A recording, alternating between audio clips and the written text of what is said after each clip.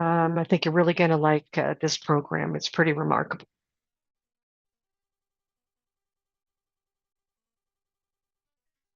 And humor is always encouraged. If you want to throw something in chat, it kind of lightens things up a little bit. So that's great. There is closed caption on your end in Zoom, so you can also change the language to text to your language if there's an easier language for you to look at. And you must stay for the whole workshop to get the job search credit. It does count as one job search credit. And we do ask that you register in WorkSource WA and fill out your demographics. It helps us be able to serve you better when you do that. And a copy of this presentation, the slides, will go out to you most likely today, maybe tomorrow, but I'm going to try for today with that. And any questions so far before I start?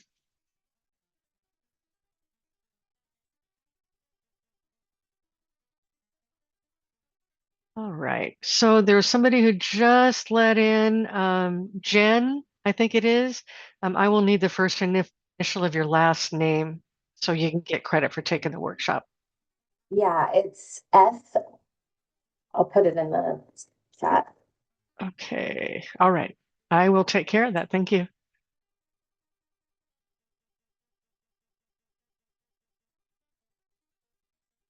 Okay. Looks like everybody else is set up with their name. I want to make sure everybody gets credit.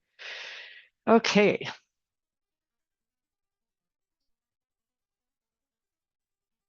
All right. So again, I'm Laura Onen. I'm a worksource specialist and I work at a worksource Grace Harbor. And I do things like help people with, resume creation, interviewing skills, cover letters, anything job search related. I can help people with. So, um, and also, oh, I do this workshop, and I also do the CAT-TB. It's Commission Approved Training and Training Benefits Workshop. And Adrian, who's with me, also does that twice a month. And training benefits is actually the only job search credit program EST has that can potentially extend your benefits up to an additional 26 weeks. But today we are talking about SEEP, which does not extend your benefits. I want to make that clear. And also with me is Adrian. Adrian, do you want to introduce yourself? Hello, I'm Adrienne Moreno, and I'm a worksource specialist with Grace Harbor Pacific, specifically located in Long Beach, Washington, and I'm here to answer your questions and to support. Thank you, Adrian. So what we're going to talk about today is what is SEEP, and what does it not do?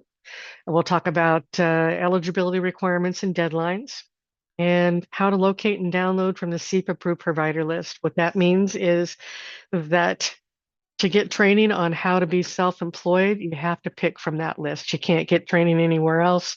Your provider to teach you how to be self-employed has to be from that list.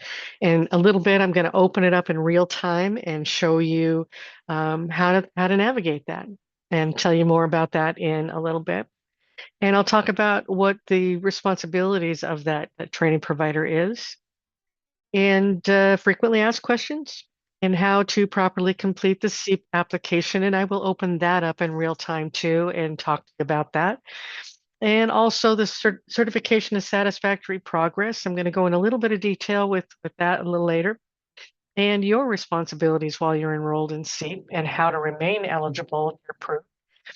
One thing I added here was job search requirements.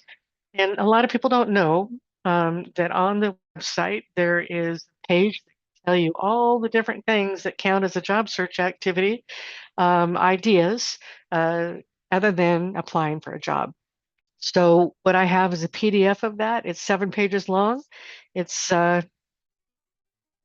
pretty, hang on a sec. Someone's trying to get in. Just a minute. Okay. So, anyway, the job search is 7 pages long, and I'm going to actually open up that PDF on the last slide to show you all the different things. I think you're going to be amazed, and you'll get a copy of that. I'm also going to give you a direct link to the ESD page that shows those things. PDF's really easy to look at, though, so that's why I'm giving that to you too. And I'm going to show you how to locate your closest worksource office because we do recommend that you fax your application into the ESD, and they can fax it for you for free. So it's a pretty cool thing. Or maybe your provider, sometimes the training provider will send it in for you too. And I'll go into that a little bit later. I will give you my contact information and Adrian's contact information on the last slide. So SEEP, it allows you to apply and enroll in an approved self-employment training program with the provider that you choose on our list. And if you are unemployed, if you're on unemployment and you have been identified as likely to exhaust your unemployment benefits, or if you, there's another way to get into SEEP, and is if you meet the commission approved training eligibility, if you don't meet the normal ones for SEEP, they'll let you in that way too. And I'll go over that in more detail later. So SEEP allows you to enter self-employment training and you get receive business counseling, how to become self-employed. Each provider does something different. So that's why a little later I'm going to show you need to pick one, what they teach, all those kind of things. And I'll go into more detail after that. And you can collect unemployment benefits. If you're collecting unemployment, you get the training. You don't have to do your job search, 3 a week job search activities. And if you wanted to, you don't have to. And if you wanted to, you can actually start your own business and run your own business while you're on unemployment. The only thing about that is if you pay yourself wages or you pay employees wages, you'll need to report that to unemployment. Adrian, can you explain the ratio on that one? If they're getting wages from unemployment, I mean, from the self-employment? Yes, there's a earnings deduction chart, and you'll claim, and when you do your weekly claim, if you do have wages, you'll report hours and your gross wages and on your weekly claim, but they use 75 cents on the dollar. So what they take out from your weekly benefit amount will be a little bit less than your gross pay that you claimed. And we can send the earnings deduction chart out and so that you can take a look at it for better planning. Right, thank you. All right, another person trying to get in here. So just a minute, please.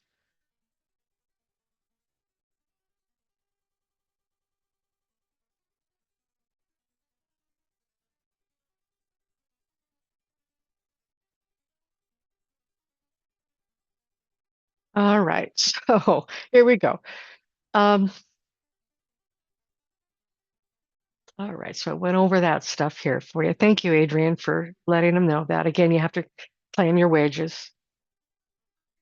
And the eligibility. So you have to be on unemployment to apply for SEEP.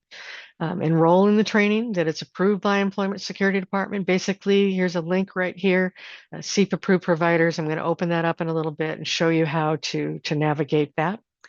And be identified as likely to run out of benefits. So basically, everyone, when they file for unemployment, is assigned a qualifying profile score. And if you have a 30.6 or higher, then you meet that profile score. And you would have gotten a letter saying, hey, we welcome you to, apply for SEEP kind of thing. But like I said earlier, I say, oh no, you're saying to yourself, I didn't get that letter and I don't know what my profile score is. You're not going to be able to look up your profile score. That isn't available to you. But I don't want you to get it hooked up on that because if you qualify, they're going to look and see if you meet the qualifications for CAT. And if you do, you're not going to go into CAT.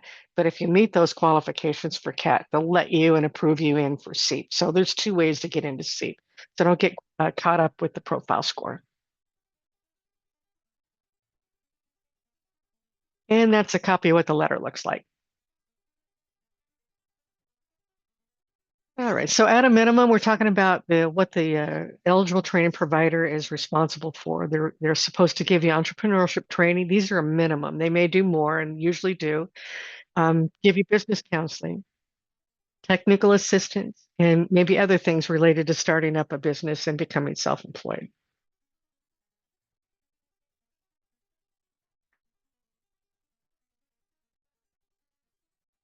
All right.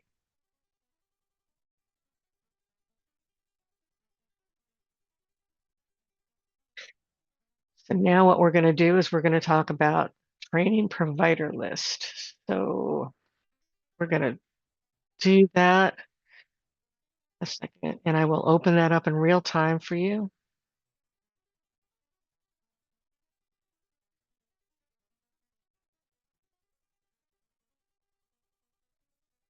All right. Computer's being real slow for me right here, but we'll get it up. All right. So now I'm going to show you how to get there, but I'm also, oh, look at that, Adrian. She is so great. She's letting you know where it's at. So she gives you the link in chat. Thank you so much, Adrian. I appreciate it. So, and I'm also going to give you the direct link in the email that I send out either today or tomorrow to you too. But while we're here, I'm going to show you how to get to there. All right. So you go to the main esd.wa.gov website and you click on jobs and training and then job training support. And here, these three programs are our job waiver programs that ESD has. The first one's training benefits, and then there's commission training, and those have to do with basically new training. Self-employment is if you plan on going into self-employment. So that's what we're going to open up now. And it gives, a lot of things in here that I've already talked to you about.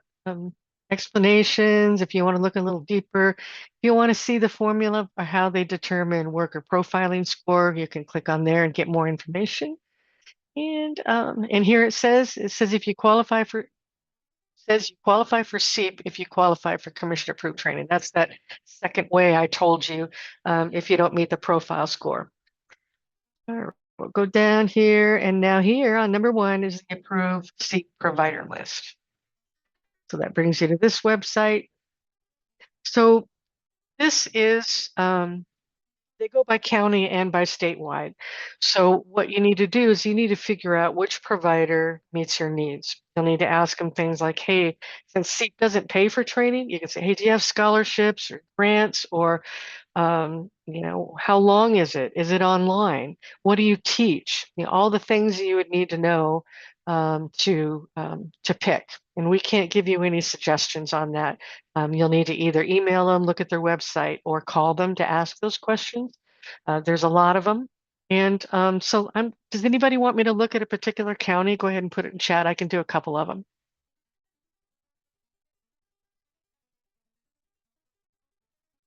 All right, we'll look at Clark. Clark was the first one. Okay, let's here, and we go down here to Clark, and then I'm going to do search. So here, this is a good example. There's one provider in Clark County. And let's say you say, well, I called him and they really don't, teach me the things I want to know. What other choices do I have? Well, you can go up here. You can go to the top. You can do statewide and do a search. These are where the training providers actually listed in a statewide thing. So there's more to choose from here. And it means that they're all online. These programs are all online. And there's quite a big list there. There's one for what's next, 50 plus too. All right, so that's that. So let's say, okay, well, I don't even want those ones that are listed as state provider. Do I have any other options? And the answer is yes. So let's just go ahead and look at King County.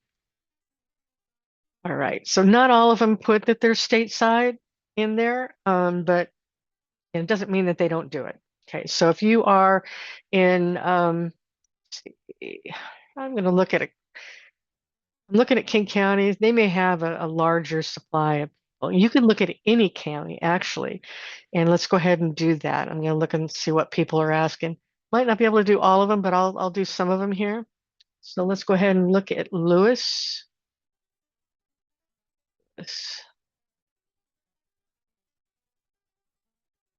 All right. So here they have one. Say, hey, I want more than that. We'll show you that in a little bit. Let's look at Jefferson.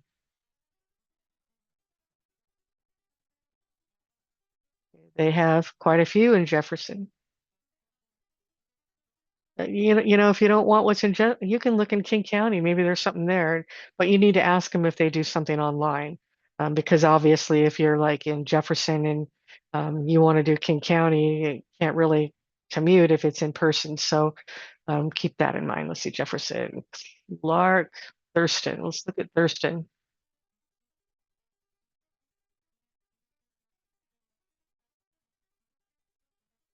Thurston has three. And Pierce, we'll do Pierce.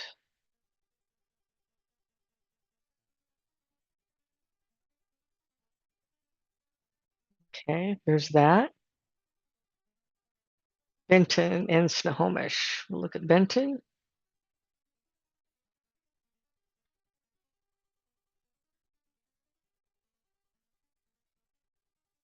And there is Snohomish.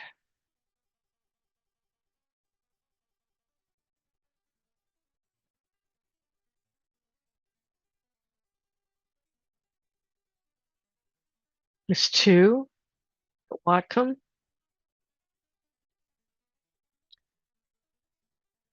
Okay, so I think I covered everybody there.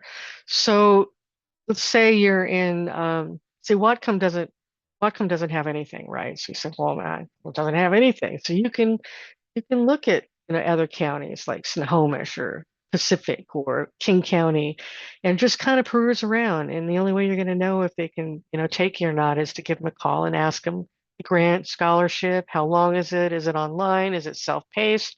Is it certain days? All those kind of things that you would need to know about how they teach you. So are there any questions at all on, and I can't tell you what they charge. Each one charged differently. There's a couple there that are free, I think. Um, so anybody have any questions?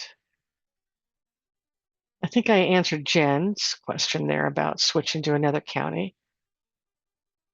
If John Johnson, if a training is only 8 weeks long, are you still exempt from unemployment activities for the remaining 18 weeks, or do we need to pick a training program that spans? No, the training could be 2 weeks, it could be 6 weeks, 8 weeks, 3 months, whatever it is, but you're only exempted from the job search activity while you're in training. If you have weeks left after the training, you have to go back to do the 3 job search activities again once your training stops. Any other questions? You're welcome. All right, so we will go on.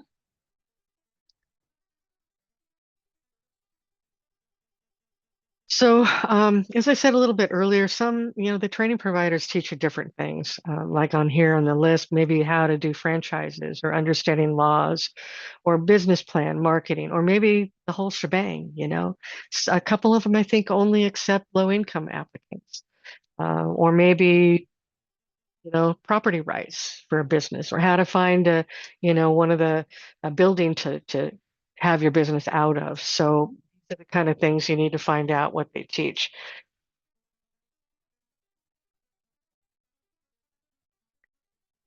Let me do something else here. I'm gonna go back in here. I'm gonna actually open one up. So I'm gonna go to King just to give you an idea what that looks like. All right. So here, this is an entrepreneurship certificate. This is North Seattle College, a community college, and it gives you your name, telephone, and email. But I'm going to actually open it up, and it'll take you to their website. So there's Entrepreneur Foundation, Entrepreneurship Certificate. So it just talks about what the curriculum is, and you want to learn more about these things, you can do that. And I'm going to ask that people keep their video and stay muted, please. Right, so that's one thing. And then they give the contact information over here, and you can ask all those kind of questions. But the entrepreneurship stuff is in the business department, just so you know.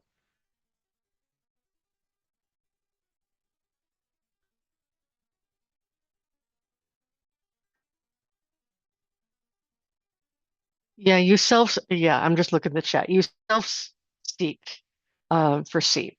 So we can't give you advice. You have to call them, email them, go to their website, find out.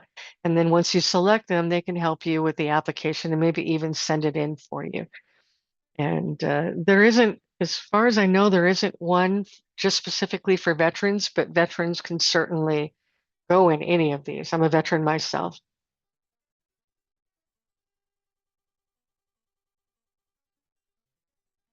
Okay, um, so Ryan says, just to make sure I'm understanding, you're required to select a provider and complete their training in order to be eligible for SEEP. And no, that's not correct. What this workshop does is teach you about SEEP, teaches you how to apply. And based on the provider that you pick, which you'll need to put on the application, right? That's necessary. And then you're eligible for SEEP if you're approved, and you can do the training. If you even, okay, how do I put this? I was going to talk about this a little later, but since you asked now, so if you select a provider and you fill out the application, you put the provider on there and you submit the application into the SEEP team, SEEP adjudicators, right? And you say to yourself, well, it takes about 8 weeks, by the way, to process. So you're going to start your training in a week, but you haven't heard anything because adjudication takes 8 weeks. Well, can I start my training? And the answer is yes, you can. Even though you haven't heard anything about whether you're approved for SEEP or not, you can start the training. And so then had people say, well, what if, I'm 7 weeks into the training and I get this letter saying that they deny me SEEP, do I have to quit the training? And the answer is no, you don't. You can continue the training. The only thing is, while you're waiting for it to be adjudicated, you need to continue to do your 3 job search activities. And if they deny you, you still need to continue doing the 3 a week job search activities as long as you make finding work your priority. If you make school your priority, you could end up losing your unemployment. So the whole premise about unemployment is that, you're looking for work, right? So anyway, so just make finding work your priority. Does that answer your questions, Ryan?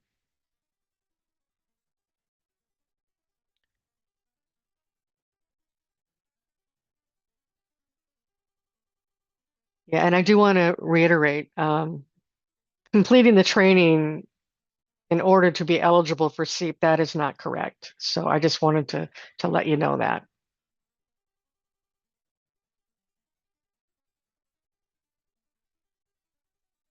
And I'm going to go over the application in a little bit. So you guys are getting kind of ahead of me here.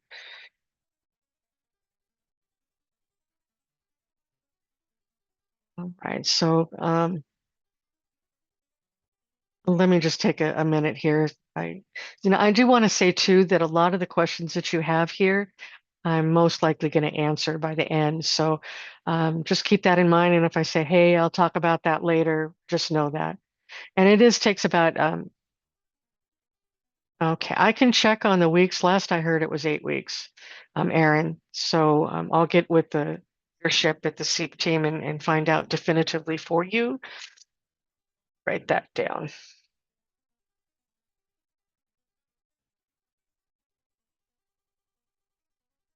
Okay, I read that. I'll find that out for you.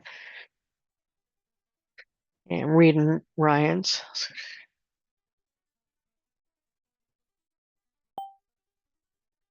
They tell you when you file for unemployment, they'll send you a letter fairly soon after that with a letter. But again, don't get caught up if you don't get the letter, because there's that whole cat way to get into SEEP too. And if you applied for unemployment and you haven't heard anything, don't let that stop you from applying for SEEP. They'll just hold on to it until you're approved for unemployment.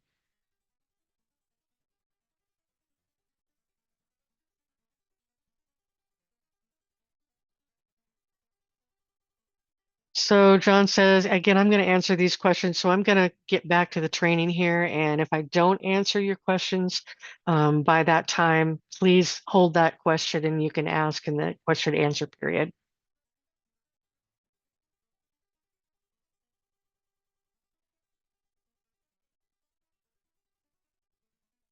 Okay, I am going to answer one more what Aaron says. That is insane. So we're paying for programs we may not be actually eligible for and still have to look for work. So again, if you apply, you can still go to school, you can start school, you can finish school, do all that stuff, even if you're denied. So you're not missing out on the training.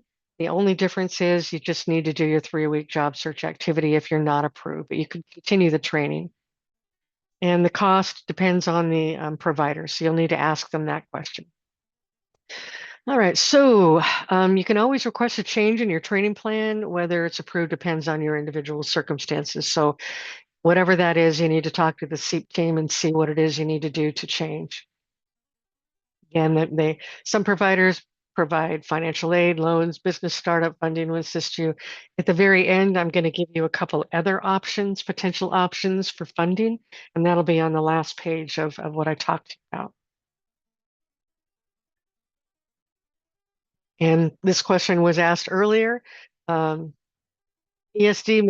mails an eligibility letter to potential eligible claimants after they apply for unemployment and file their first weekly claim for benefits. Again, you can qualify if you also qualify for CAT. So 8 weeks. So that's how long it takes to adjudicate it. Again, you can start school, you can continue school, and if you're approved, great. The following Sunday, you do not have to do your 3 job search activities after approval. If you're denied, just continue the training and finish it, but you'll need to do the 3 job search activities.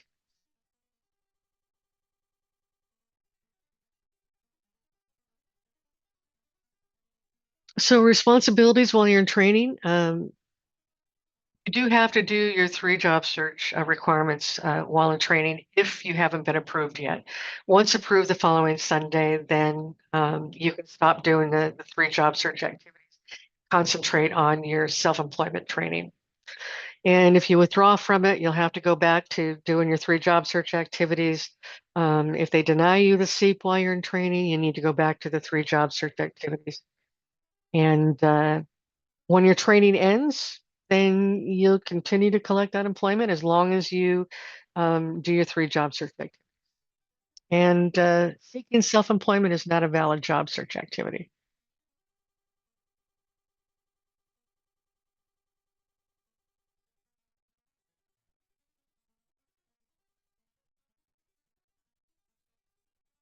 All right, so let's talk about the certification of satisfactory progress, okay? So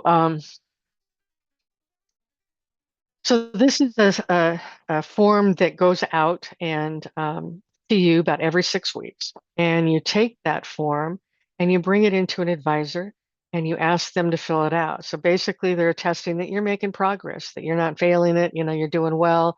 And that happens every 6 weeks. So if you do not do that, you could not only lose your unemployment, but you will be dropped out of SEEP too. So um, be aware of that. So you need to continue to let them know that you're making progress with it.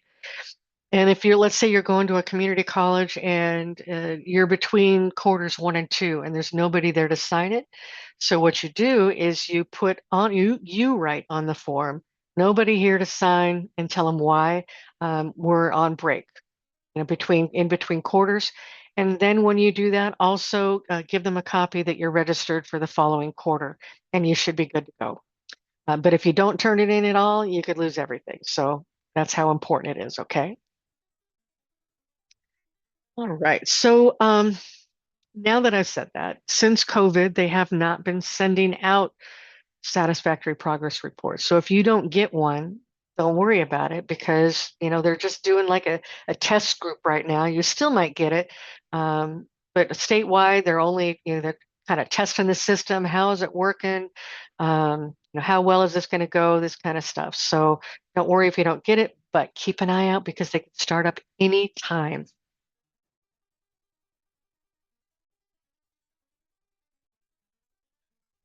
All right. So I said this earlier that if you're not making satisfactory progress, then you need to go back to your 3 job search activities and you'll be dropped from SEEP. And you can't re-enroll in the same or different training program during that benefit year, if that happens. So if you have a balance of benefits available when you complete your training, you can continue to file for unemployment benefits. And you must do your 3 job search activities like I've been telling you. Uh, Now, the next bullet here says be able to work, available to work in order to maintain your eligibility to receive benefits. So basically, um, I'm going to give you a little hint here. We have something we call the triple A's, AAA, right? So what that stands for is able, available, actively seeking full-time work. So basically, that's the criteria to collect unemployment once you're approved, right? So able means, okay, is that better? Can you hear me now? Is that better? So you cannot hear me. Okay. All right. All right. So where was I here? So able, available, actively seeking full-time work. So able means, let's say um, you have to go in for some surgery or something. That means you're not able. Right? You can't, get out of the house. You're not able to do it. So able is one of those things. Now I have an earpiece. I'll hold it up to my, this is the first time this has happened. All right. So available means that uh, let's say you're taking a vacation in Tahiti, right? If you're taking a vacation in Tahiti, you're not available. Or maybe you're out of state taking a vacation. And the only way the really out of state thing works is if you're actually looking for work in the state you're out of state with. So be careful about the vacation stuff and all that. So you have to be available in case somebody calls, hey, can you come in for an interview in 2 hours? You got to be able to do that. Okay. And actively seeking, that's the third A. That means that those 3 job search activities we're talking about. So able, available, actively seeking full-time work. So that's what those 3 A's stand for. And you're probably going to be dreaming about those 3 A's floating above your head tonight. So, all right. And you can certainly apply for remote work. That's fine. But just be careful. Okay? If you're what I would do is I would probably call the SEEP team and give them your particular circumstance and ask if it's okay. Okay. And that's kind of an unemployment issue too. Adrian, do you want to elaborate more on that about if the work was remote? Oh, no, remote work is legitimate work, and as long as you're available the hours that your employer requires you for your shift, then all is fine. Thank you.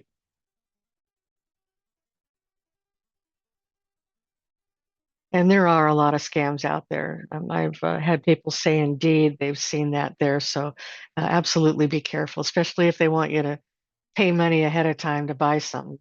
That's kind of a clue. All right, so let's talk about what SEEP does not do. SEEP does not pay for tuition, books, or any school-related fees. Okay, you will need to cover these expenses yourself or find other sources of funding. SEEP does not extend your unemployment benefits. When your unemployment benefit ends, so does SEEP. Doesn't mean you stop your training. Okay, you continue doing your training, and then when your unemployment, um, so that you just continue. That's all I'm saying. Approved SEEP training programs do not qualify for training benefits. So you can't do both. You can't do commission approved training in SEEP. You can't do training benefits in SEEP, or it's one of those 3. You can't do any of them together. And Adrian just put the training benefits SEEP unit number up there for you. And that'll be on the email tomorrow.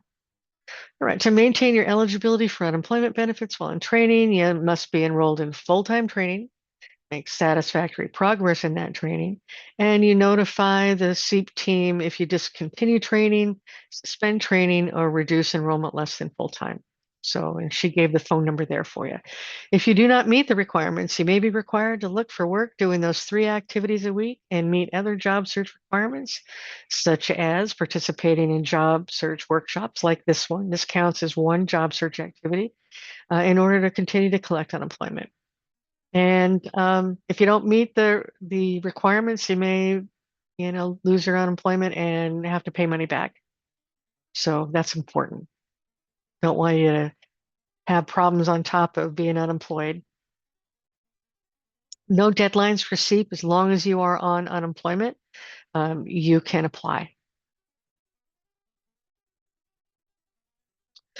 So one of the biggest draws, not every state does SEEP, by the way, and we are one of them, but one of the biggest draws is while you're getting the training, you don't have to do your 3 job search activities, but what's unique about it is you can, if you wanted to, you could start your own business and run your own business while you're collecting unemployment. Just remember, you need to report your wages that you pay yourself or wages you pay your employees to the SEEP team.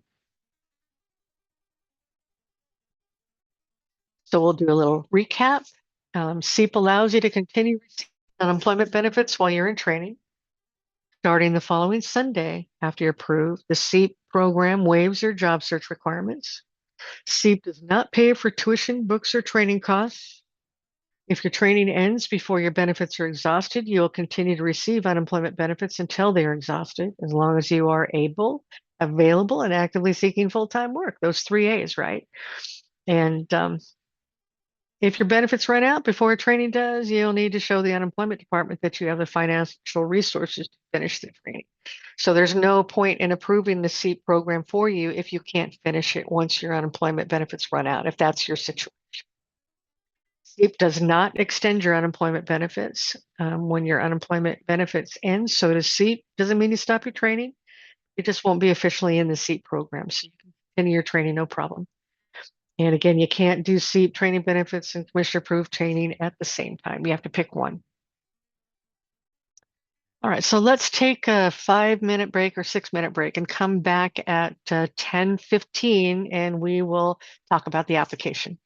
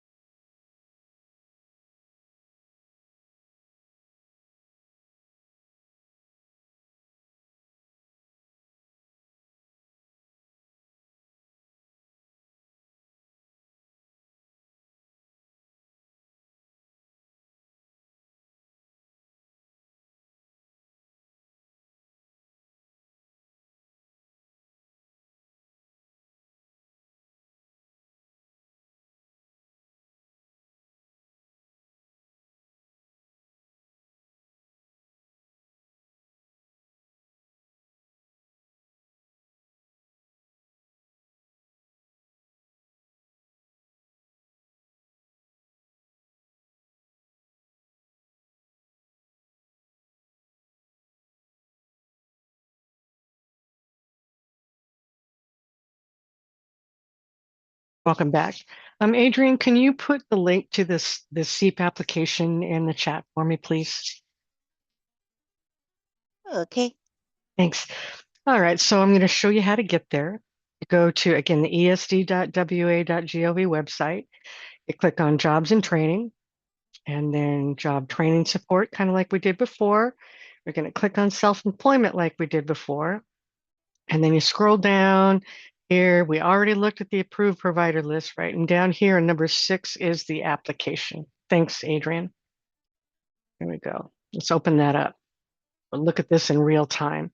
So I want to add before I go over this is that Adrian and I really care about your successes. We want you to have, the best information that you can get to be successful here.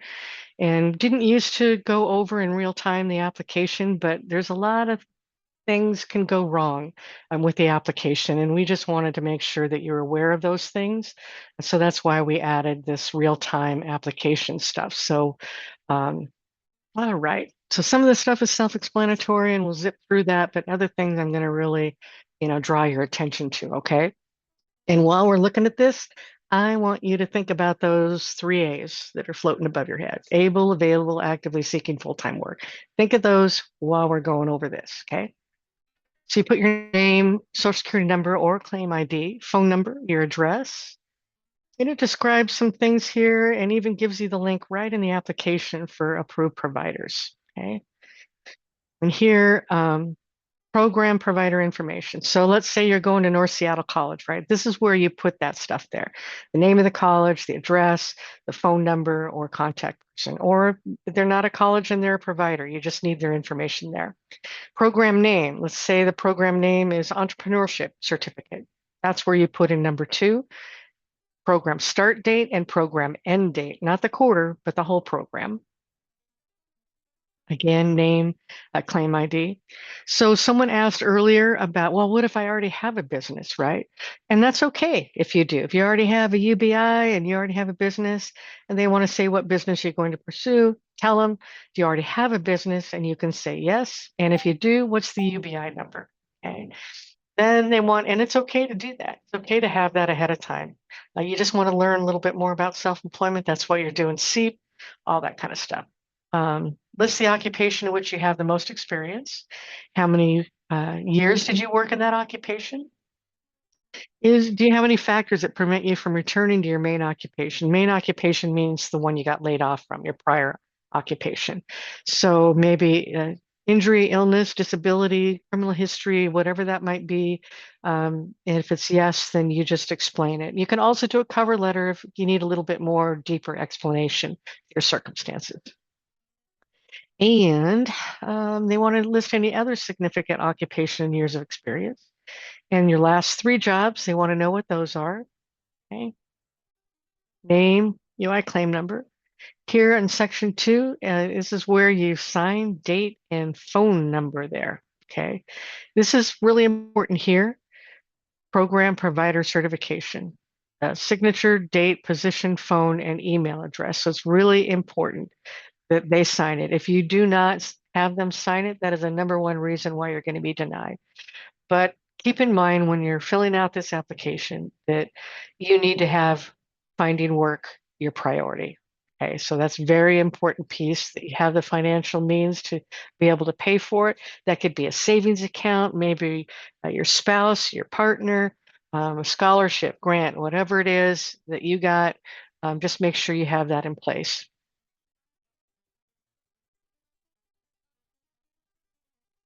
And again, number 1 reason for denial is you don't have your provider sign it. And some of them actually have the application, and what they do is they can help fill it out for you, and they'll sign it and ask them if that's something that they can fax in for you and apply.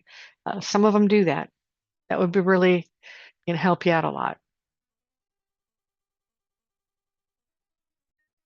So C class is, until the training ends, or when your unemployment ends. But if your unemployment ends and you're still in training, continue with your training. So if the SEEP program you're in, the provider isn't working, okay, need to send an email to the email that's on here, ccat@esd.wa.gov. And if you need an extension, and that's where you request the extension. Um, and then they're going to want to know why you need the extension. But if you don't like the program you're in and it isn't working, what you need to do is send in a new SEEP application with the new approved provider. Let's talk about the outcomes. Already you filled out the application, you submitted it, you're waiting. Outcome number 1, you're approved for SEEP. Job search activities are waived beginning the following Sunday after approval. Outcome number 2, SEEP is denied. If SEEP is denied, then you may still be able to attend your training program, but you need to submit your 3 job search activities per week to show that you are able, available, and actively seeking full-time work. And once you're offered full-time work, you must be willing to stop your training if it interferes with your new occupation. That's why that's that whole able, available, actively seeking part, that if you get offered a job and you don't take it, then you're not available and you're missing one of those A's. So that's why you need to make finding work your priority. Now, what I'm going to do is I'm going to put some questions in the chat, and I want you to put your answers in the chat box, okay? So here they are. We're going to start with one. They put them all up there at the same time so you can think about it. Number one, please put in chat. If you are approved for the SEAP program, are your unemployment benefits extended beyond the normal qualifying period?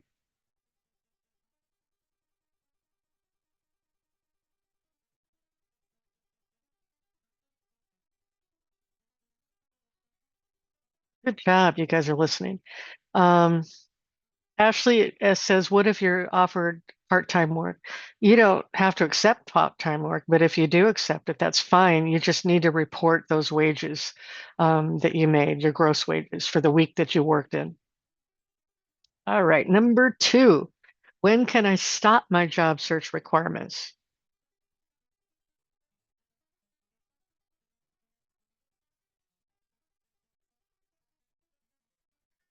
The following Sunday after you're approved, but you guys basically got it.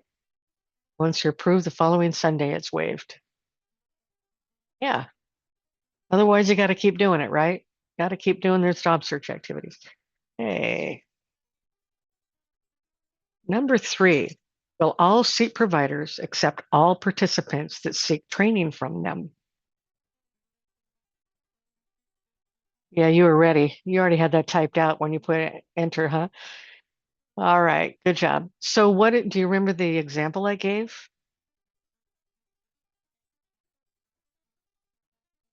Not a trick question. Yes, Joshua, low income. If you're not receiving unemployment, you can't apply for SEAP. That's one of the requirements. You have to be on unemployment to do. Okay. If you're low income, that was the example I gave. So I think there's only like one or two that that help people who are low income. Right. Does the SEAP program pay for tuition, books, and supplies?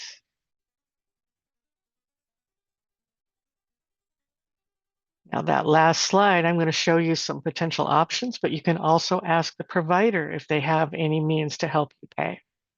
But good, that's the right answer. Does the certificate of satisfactory progress form need to be signed by your training provider?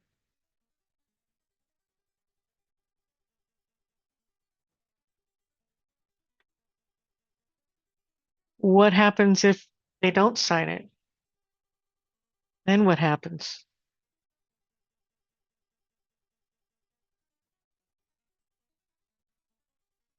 Yeah, yeah, your UI is at risk and you'd be dropped from the SEAT program. So that is one of the things. So now let me add another one. What if you are in between quarters and there's no one there to sign? What do you do then?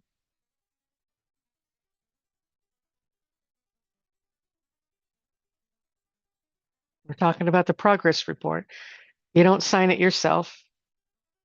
Nope, you don't sign it. You just write on the application that there was nobody there available to sign and the reason why, because you're in between quarters. So, and then you provide uh, the registration for the following quarter. Okay. So I'll say that again because there was some confusion. This is why I ask these things. So if you nobody's there to sign it, you need to say that on the application. You don't sign the application, but you put it on the application that there was no one there to sign and the reason why. And then provide your registration for the following quarter with that. Yeah, Silas got it. Yeah. All right. So are the satisfactory progress reports being sent out now? Usually it's every 6 weeks. So they're being sent out now.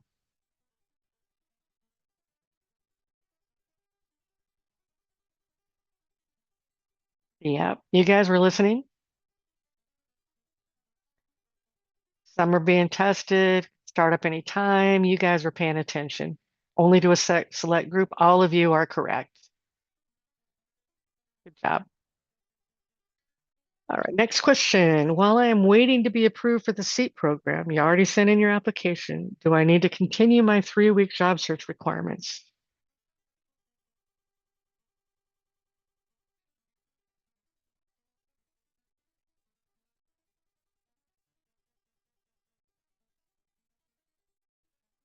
Yeah.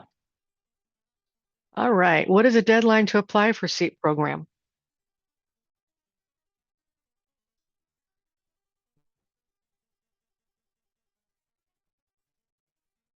Yes, you all are right. You all are correct. So I'm just going to add one more here. Um, would you be able to apply for SEAP if you're not on unemployment?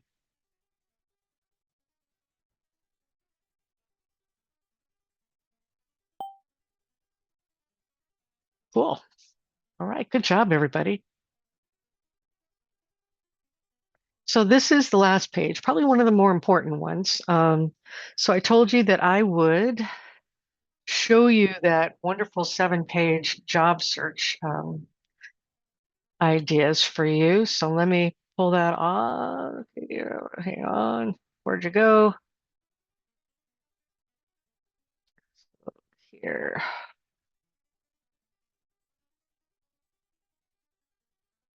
Let me find it in my files.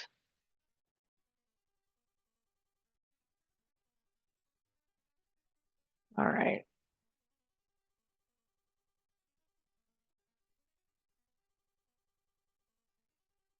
You're going to really think this is cool if you didn't already know about it. I'm going to make this a little bigger so you can see it a little better. Right. Can y'all see that? Okay. Okay. All right. So let's go over this wonderful list. So a lot of people, they get it used to be where when you file for unemployment, you have to look for work, you get an interview, that counts. Maybe you're doing an inquiry, that counts. But since COVID, all that changed. So they made it more activities for you to be able to do. And let's talk about those things. Right. So here, the first one is what I just said. You apply for interview, follow-up conversation, email. That's the standard one, right? But then it's going to give a whole lot of other things you can do that counts as one job search activity, like setting up an account in worksource.com. And I asked you guys if you could do that anyway for me and fill out all the demographics. And when you do, that counts as a job search activity. And then next to it, it tells you the proof. Take an idea for proof. It doesn't have to stick to that, but something. So here it says take a screenshot of the account page, right? And you want to make sure that if you use these kind of activities, that you keep your proof with your activity. Because if you just have a pile of screenshots and you don't know which one it goes to, you got a problem. In case unemployment says, hey, let us know what you did since you started unemployment. So just keep those two together. Okay. It's just a little advice and experience that I have on that. All right, so upload your resume on WorkSource WA right here and make it searchable for employers. A screenshot or a copy of your resume is a potential proof. Okay. Complete an in-person or virtual workshop sponsored by WorkSource. This is one of them. You can count SEAP once.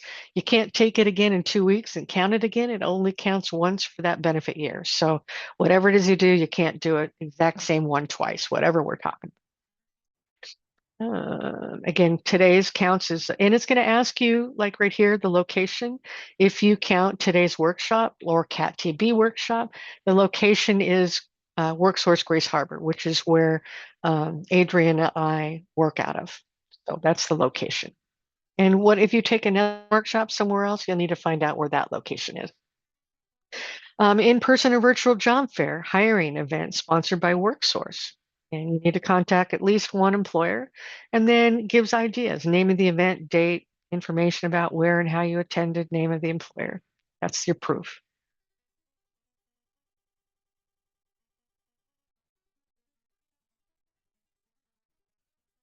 Catherine, I can certainly ask about it. I may not be able to find the answer, but the resume.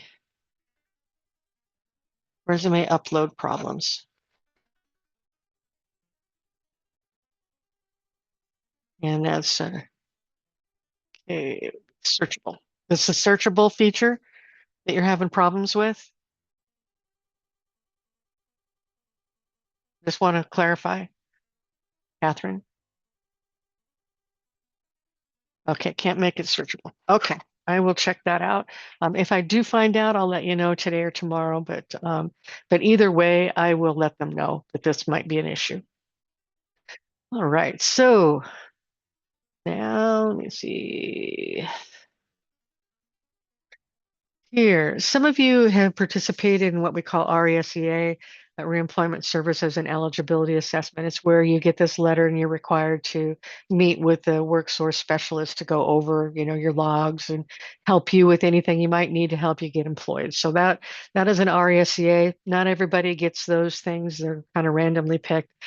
So if you do, that and the RSEA follow-up count as a job search activity each. Job clubs. Let me go down here. You can look at those. I'm going to go to the next page, which is my favorite. So here, if maybe you want to find out the labor market for a truck driver, whatever it is you want to go into, you can do labor market research and take a screenshot of that information. That counts as one job search activity. This one is my favorite, all-time favorite. It's the easiest one to do too. So you can watch an online video, for example, YouTube. And by the way, it doesn't just have to be YouTube. It can be some other online video of a job search topic, like how to write a resume or how to write a cover letter, or resume writing, interviewing skills, right? So all those, it can be 5 minutes long. It can be 30 minutes long, as long as it's job search related. Just copy the link to that. You just can't do the same one twice. So if you watch a particular resume writing um, video on YouTube, right? You just can't do that same video again within the benefit year. However, you can watch a different resume writing video if you wanted to, and that would count as a job search activity. But I mean, you can zip those out really quickly and use that while you're waiting for your application to be adjudicated. So, ton of things here that you can prepare a 30-second elevator speech. So, those of you who don't know what that is, an elevator speech is when you go to an interview and they say, "Hey, tell us a little bit about yourself." So if you have what you're going to answer already written out and you know what you're going to say, just keep that. Counts as one job search activity. And then they talk about new accounts like on LinkedIn, Glassdoor, CareerBuilder, Monster, Google Careers. Just take a screenshot of your profile. That counts as a job search activity. Yeah, videos. So, Sarah, you want me to talk about what I just said? So you can go on YouTube or some other online video place and watch, let's say, as an example, how to write a resume. That counts as a job search activity. Take a screenshot or the video launchpad or a link to the video as your proof and just keep them together. Does that make sense, Sarah? Just don't do the same one twice. So you can't, like for instance, you watch or you're participating in this workshop, the SEEP workshop. You can't take it again in 2 weeks, and count it again. It only counts as one. I mean, you can attend as long, as often as you want to if you like it that much, but it only counts as one. Okay, there's 7 pages of this stuff, Ashley. Uh, Down here, I mean, it just goes on. This is only page 3. So I'm not going to go over all 7 pages, but look at that. There's 4, 5, 6, 7, all the things that you can do. And I have sometimes people will say, "Hey, does this count as a job search activity?" I would not, muddy the waters. Do something simple, that helps you find a job. If you start risking counting something as a job search activity and it doesn't count, just be careful of that. Okay.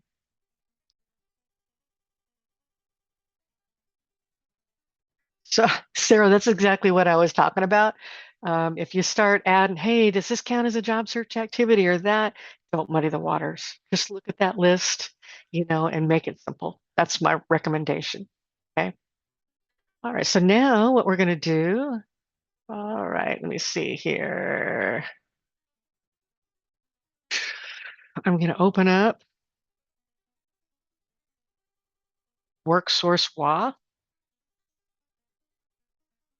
Okay. Now I'm going to show you how to find your closest worksource office. So here, workshops, you all probably all been there when you sign this up. You go to resources and then worksource locator. But before I show you that, if you register like job seeker, you register for WorkSource, well, that counts as a job search activity, and then upload your resume and make it searchable if it works. Um, and that counts as a job search activity. Okay, so um, anyway, it helps us be able to help you better too. Okay, so now, and you can look for work. You can put the job number or whatever, or the job name, title, and then where. You can like Aberdeen or something. I'm just going to put Aberdeen without a on here, Aberdeen, Washington. So I'm going to do that and not put anything and just show you what it looks like. Shows you what's available, close to Aberdeen. Sometimes other people put something in there that's in another, but so this is just a general list. You can narrow it down by putting a particular title in there if you want. And I wouldn't make it a real long title because then if it's not exactly like that, nothing will show up. So maybe a one-word title that can get you at least in the ballpark. All right, so now we're going to go to resources and worksource locator. All right, let's see where weird how they made this different. Okay, hang on a second. So that's weird. Did that change, Adrian? Remember it would have a map there before? Yeah. Where's the Yeah, map? yeah, So that you can yeah, press on the county. yeah. That was, let me go back and see what we can do here. Maybe it'll come up differently. That was so easy that way. All right, It worksource got locator. removed with the update. Goodness sakes.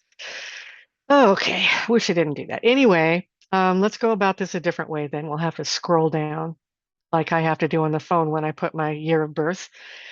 Scroll, scroll, scroll, scroll, scroll. Hey, does anybody want me to look something up? I'll have to scroll to find it. I'm going to look up a county.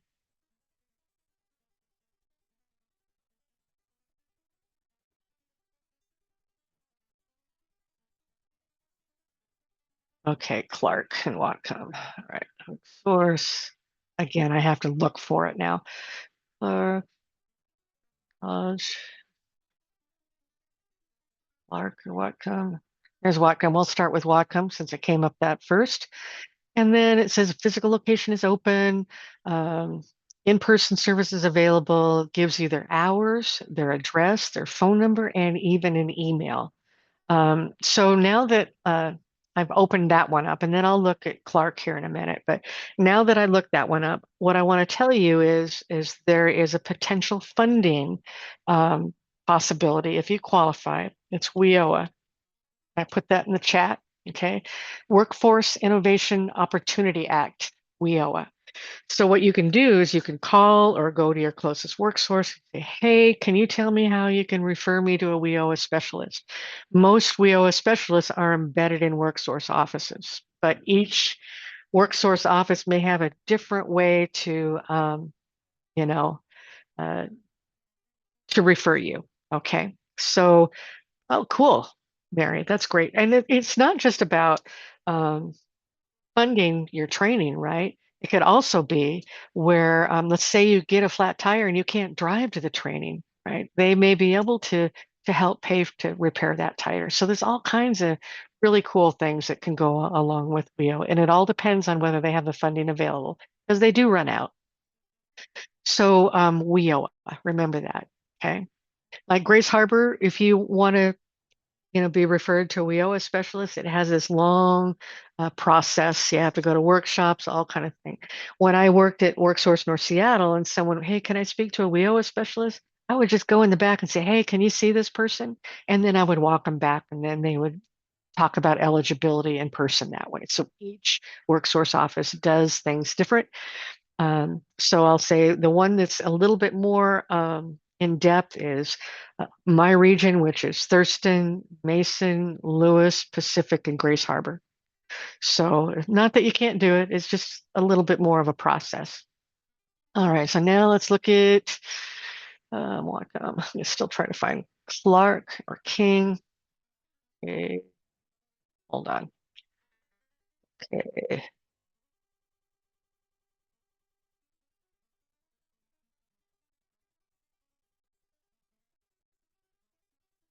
where are you? Oh, I wish they didn't change that.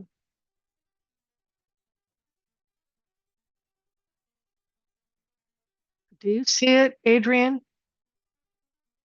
Best Island, Skagit, Whatcom, Well, Olympic. Clark would be the southwest region. Okay, let's look at that. Center, Eastern, North Central, Northwest, Pacific, Pierce.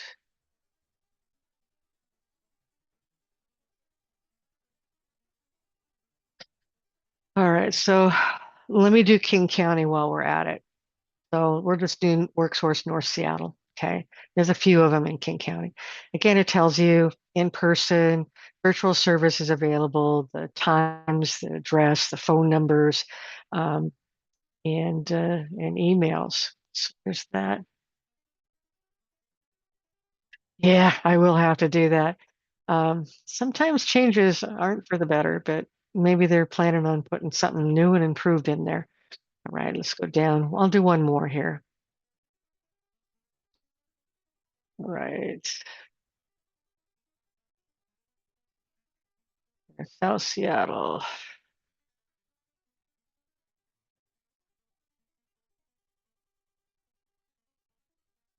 Homish. Oh my. This is really interesting. South Central.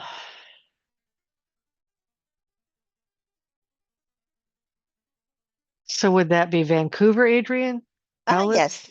Okay, all right. So WorkSource Vancouver for Clark, and then it gives the information here. So times, addresses, phone numbers, emails. So that's where you go and ask for a WIOA specialist or what their process is to be referred for that. So um, anyway, so there is that. Now, and I already talked to you about WIOA funding. Okay, so the next one I'm going to talk to you about called Start Next Quarter. I'm going to actually go through it for you and take a look. So the map showed up, really? Somebody's been busy trying to navigate through that. Let me um, let me look at this here.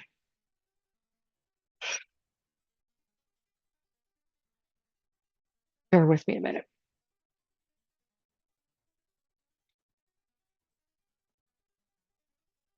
I'll play with that later. All right, so let's talk about Start Next Quarter. So I'm going to open that page up for you, and and then we'll talk about that. Okay, so what this page is.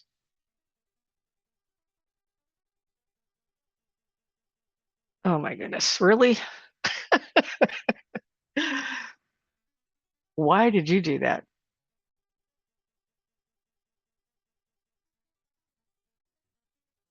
Adrian,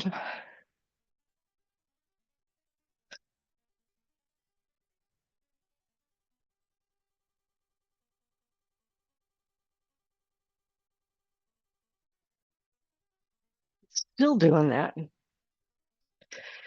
All right. So Adrian, can you pull up Start Next Quarter and share your screen? Because I don't want them to miss this. Okay.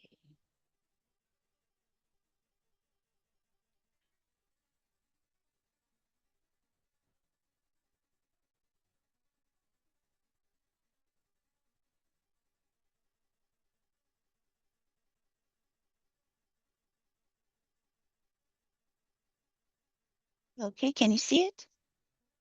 No, let me stop sharing and then maybe you can share it then.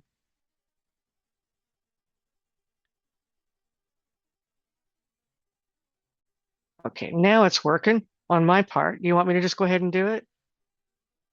Okay, go ahead. Okay, all right. Okay, share.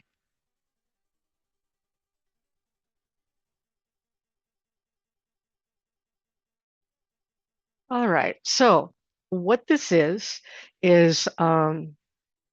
if you want to see when you get through all this stuff and you answer all these questions at the end, it tells you what grants you might be qualified for. This is only community colleges and tech colleges, no other provider, nothing like that. Okay, so and this could be in any training that you get. It could be CAT, TB, whatever. And you just want to go to school, you can go here to community college or tech college and see what grants you might qualify for, okay? But in this case, there are only two community colleges that are approved seat providers. So one of those is what we're going to look at. Okay, so I'll show you here, choose a community college. So if you had other training out of sight of SEEP, you can look at this. And just because a community college or tech college isn't on this list doesn't mean that they don't have grants. Okay, so you can go directly to that college and say, hey, what do you got? So let's go ahead and click on Shoreline Community College because that's one of them. Okay. And next, I want to get earn a certificate and degree. And then next, the department is always a business department for self-employment. So we're going to click business, and then I'm going to click on entrepreneurship. And then next, it says, are you receiving or applying for TANF? Okay, so again, each of these questions applies to a different grant. So this is just one potential grant that you're answering this to. So I'm going to say yes, just because. None of you would probably be on TANF or applying if you're on unemployment because you can't do both. All right, then next. Are you currently receiving unemployment or have you within the last 48 months? And that pulls up another grant. So most of you, if you're on unemployment, or exhausted unemployment within the last 4 years fit this particular grant. And I'll show you in the end what it pulls up. I'm going to say yes.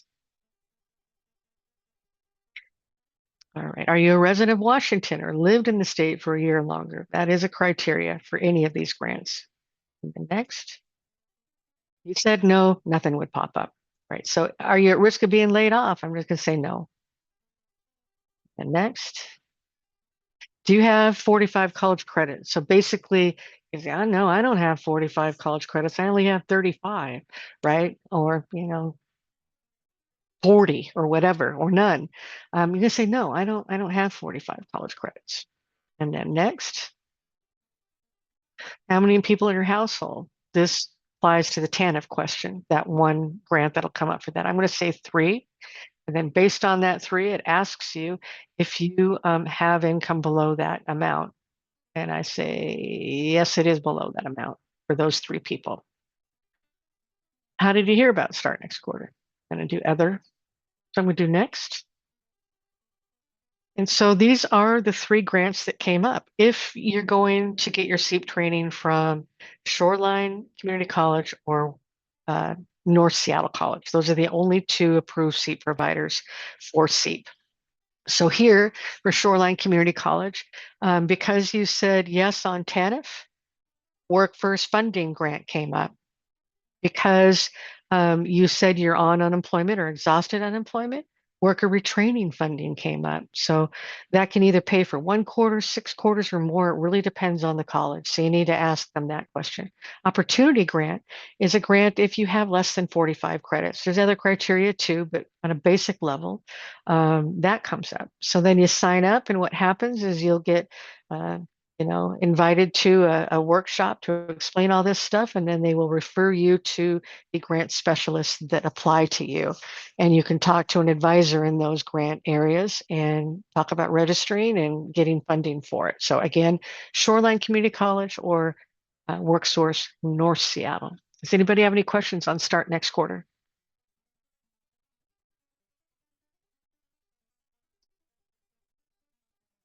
Okay. Questions? Time for questions. You can. Okay, Chris, you got your hand up. You're first. Okay. On the number of people in the household, My nephew and shares and I share an apartment, but we don't share the only thing we share is like they're split the rent and the That has to do electricity. with TANF. That's like a welfare thing. That's all that applies to. Okay, so I would still put down two or I would put down one because everything else is separate. That's what I'm running for number in the household. Oh, I see. You know what I do? I just put your best guess there, and when you get invited to the workshop, you can ask questions specific to your situation. How's that? Because this Okay, is a college thing. This is not an ESD thing. I'm just right. opening up your world um, to the possibilities for grants. But the colleges can help you with that. The WIOA, they're embedded WIOA specialists, not usually with worksource specialists, but a contractor that are usually embedded in the worksource office. Okay. Thank you. Yeah. So this is our contact information, and you will get copies of slides today or tomorrow, but it's still open for any, you know, any questions you have. Shelby, I don't know what you're saying. With the grants and stuff, you only put who you support or who gets covered under your income, is what we went over with my college grants that I've been applying for lately. Okay. Thank So you. Yeah. I was trying to help Chris. Oh, no, I get that. Thank you. Again, it's not, I don't want to go outside my scope there when the responsibility is with some other entity.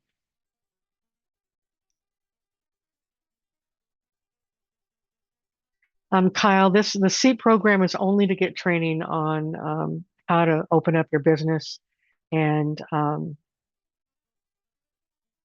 but it doesn't go beyond that. But the training provider might tell you more about assistance for starting it up. They probably would have that information and would teach you. So I would ask that.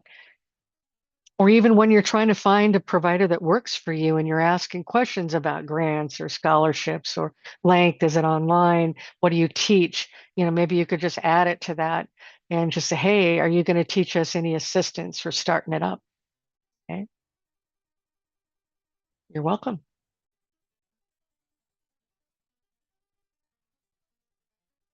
You bet.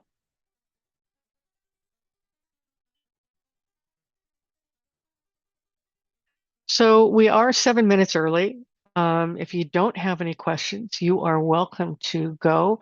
There is uh, um, a lot of information on the email that I'm going to send you, and all the things, all the links that I talked to you about are going to be there. But you are welcome to go and stay. I'll stay here as long as you need me to answer any questions you might have. So even if it goes beyond 11 o'clock.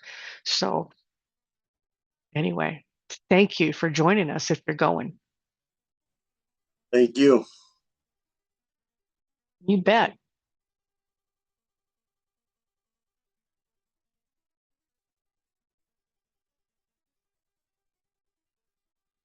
Thanks, Joshua.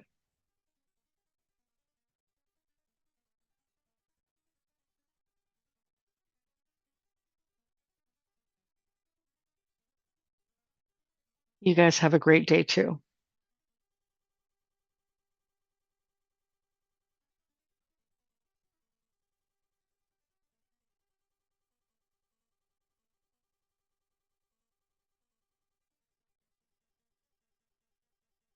Yes, you will get that PDF, but I'm also going to give you the direct link on the ESD website. So I will share that with you.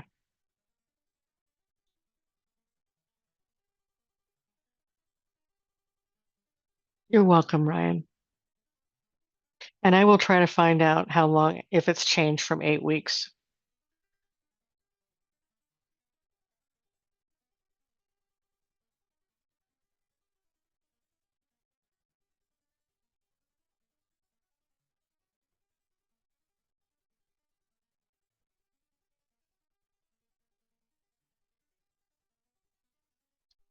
All right, if there are no other questions, thank you for attending. I'll get right on getting you that information that you need.